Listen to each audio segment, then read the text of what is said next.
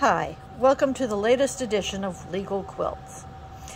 And for today, I'm going to propose a challenge. And we're going to call this Scrap Summer Challenge, okay?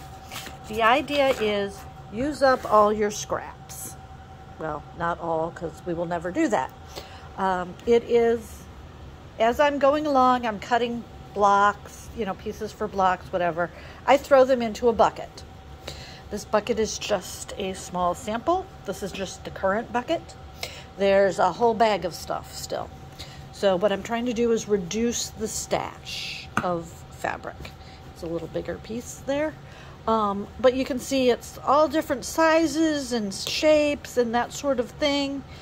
The idea is to make a project using up your scraps. Now, what is a scrap?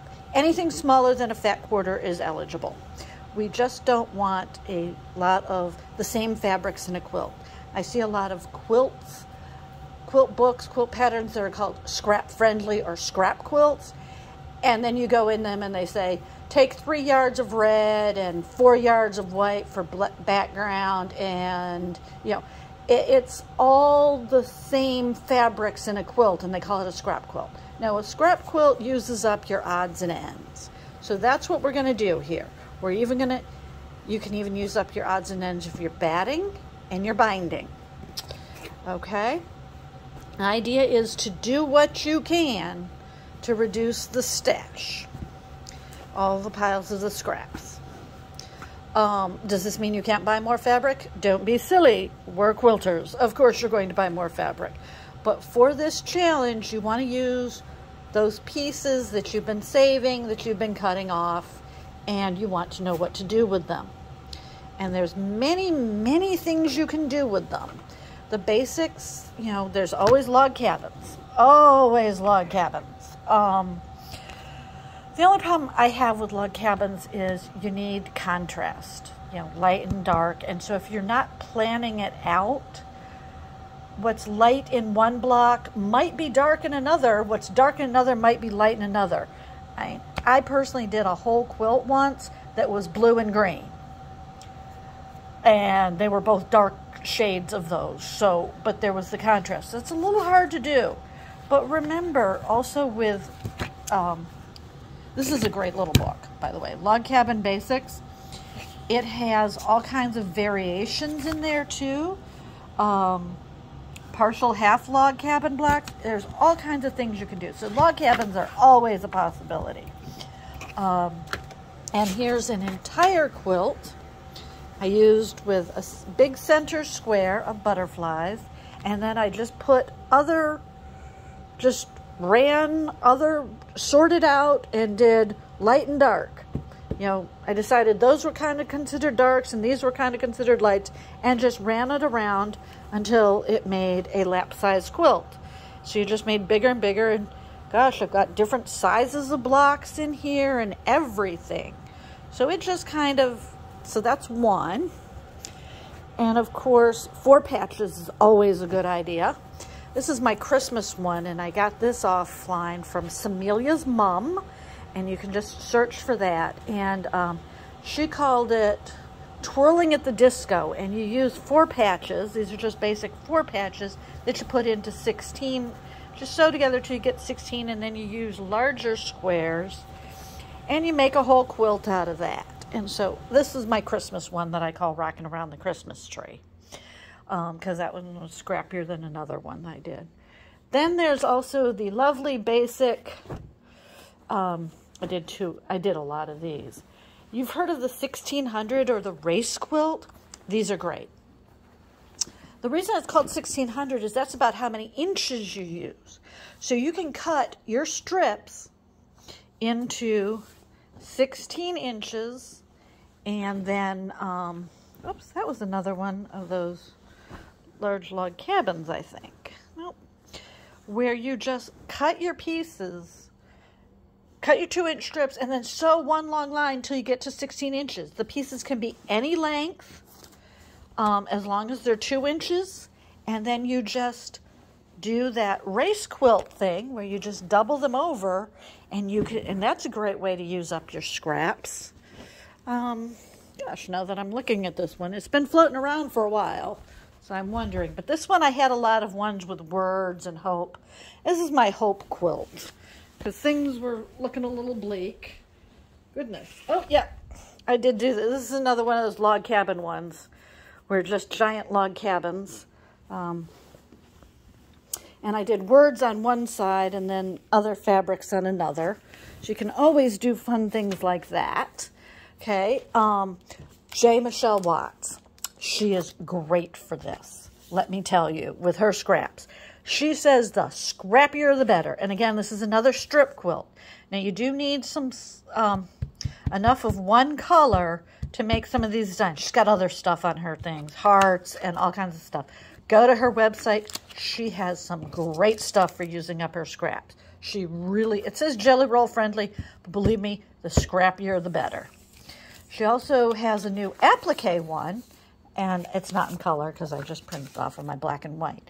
But this is really scrap friendly because it literally, you need an 8 by 10 inch piece for this shape here, and then you add for the awareness person, and then you do it onto a background, which is a fat quarter, so that's fine. But hey, if you've got scraps that are big enough, because it makes an 8 by 10, and say you want to do only a 12-inch one, this is a 9 by 12-inch block. Well, if you've got a 12-inch piece, that's fine.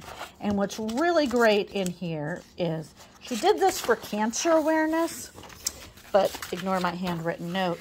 She's got a whole list of what the ribbons are and what they mean. So you can do this for any cause you like. And again, this can still be scrappy. You can say you want to do red for cancer awareness and still do all kinds of different red ones. Okay, so she's really great for that. Another great one for scraps is Bonnie Hunter. With Quiltville, from Quiltville, she is really into scrappy stuff where you sew your scraps together and then you cut them into different shapes, and it's great. Bitcoin is wonderful because it scraps and ladders. It's basically Chinese coins, but a lot less, but more strip piecing and a lot more creative. So you can go to her website. She's selling this one. She's got free patterns that are all really scrap friendly. Go follow her. Yeah, there's a lot of shout outs today. You can always do string piecing, where you take a foundation piece and then you just sew strips of any length, as long as you're covering it, so you can use the smaller ones here on the points. And you cover that and you just sew them down on each other. And then when you finish, you're going to square it up. So you cut all those edges off. That's a great way to use up scraps. Another way to use up scraps is my butterflies. And the pattern for that is going to be coming soon. This is one I'm still appliquing down. She's giving me a little fits. But this uses, 3 of the same shade, or 3 of the same color. You just need it in different values of it, dark, medium, or dark, light, and medium. I switched it on this one where there's the dark and then the medium. But you can do that, or you can use 3 colors, or you can do a multicolor one. Just as long as the body, the wings, and the wing base and the wings are distinct. And again, I'm going to be releasing a pattern for that soon.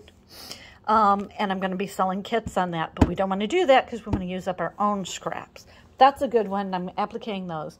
Another way I'm using up my scraps is Dresden plates. I'm cutting those. I've got a basket where I just keep it near the sewing machine with all the wedges cut. And every time I get a few minutes, I just sew up some more wedges. And then I'm appliquing them on. And I'm doing this as a quilt as you go, which I will explain why this is already bound and everything later on this summer. But this is the start of it, okay? Which is, again, a great way to use up your scraps and your scrap binding and your scrap backing for this one.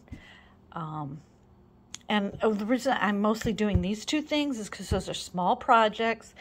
I like to sit right now in the evenings when it's a little cooler, sitting out on the porch doing hand sewing. And so these little projects let me do that. I can sit there and applique this on while I'm just sitting out and watching everybody and everything.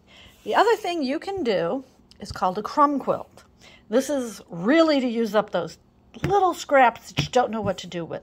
I tend not to work with anything smaller than 1.5 inches, but that's me personally. I know other quilters love to get down with other things, like down to 1/2 inch. I don't know how you do it. But what you do, I got creative on sewing these together, but you can just use a straight stitch and you sew all the pieces together. You just sew them together. The Quilting Marine has a great video on how to do a crumb quilt. He's great. No rules, anything. You just sew the scraps together so that they fit together. You can see these are all different shapes. And then when you get it big enough, you cut it down to the size you want. I'm using 6.5 because I think that'll make a nice block.